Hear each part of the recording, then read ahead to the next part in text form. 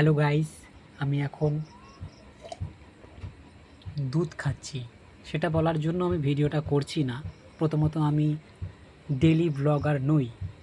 আমার কিছু কারণ থাকে এবং কিছু যুক্তি সহকারে কথা থাকে, সেই কারণে আমি ভিডিওগুলো বানাই।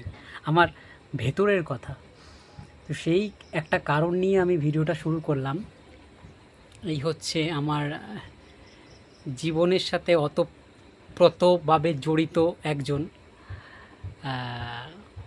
যার জন্যই পুরো জীবনটা আমার।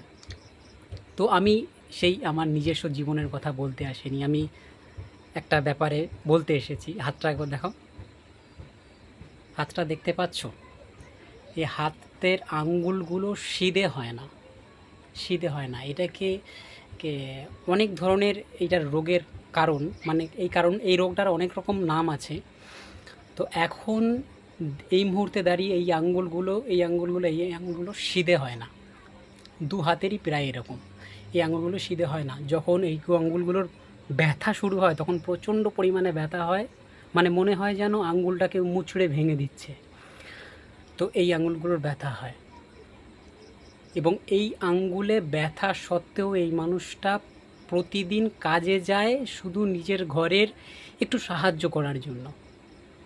এই মানুষটা এই আঙুলগুলোর ব্যথা নিয়ে কাজে যায়, ঠিক আছে? এবং যেই কাজে যায় সেই কাজে আবার পরিশ্রমের কাজ, ঠিক আছে, এই আঙুলগুলো নিয়ে। তাহলে আমি কেন পারবো না? আমি কেন পারবো না আমার ভিডিও বানাতে, আমার নিজের সব কিছু কাজকর্ম করে? আমি ভিউ দেখে কি করব? আমার পছন্দের জিনিস এটা।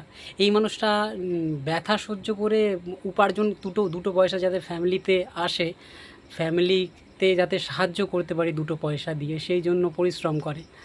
আর আমি পারবো না ব্যাটা ছেলে হয়ে। একটা মেয়ে ছেলে এত কিছু করছে, ঘরের কাজকর্ম করে গিয়ে তারপর বাইরে গিয়ে দুটো পয়সা যাতে আসে, ইনকাম করার চেষ্টা করছে।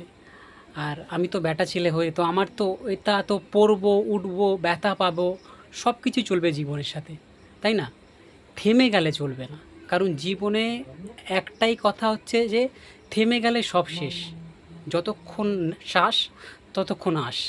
তাই খেটে যেতে হবে, পরিশ্রম করে যেতে হবে। পেছনের দিকে তাকালে হবে না, কে কী ভাবছে, কে কী বলছে সেই কথা নিয়ে পড়ে থাকলে চলবে না। কারণ আমাদের জীবন আমাদেরকেই বদলাতে হবে, কেউ এসে বদলে দিয়ে যাবে না। দুটো কথা পেছনে মানুষ বলবেই। তাই আমাকে সামনে এগিয়ে গিয়ে কী করব না করব সেটা আমাকেই ভাবতে হবে। ওকে?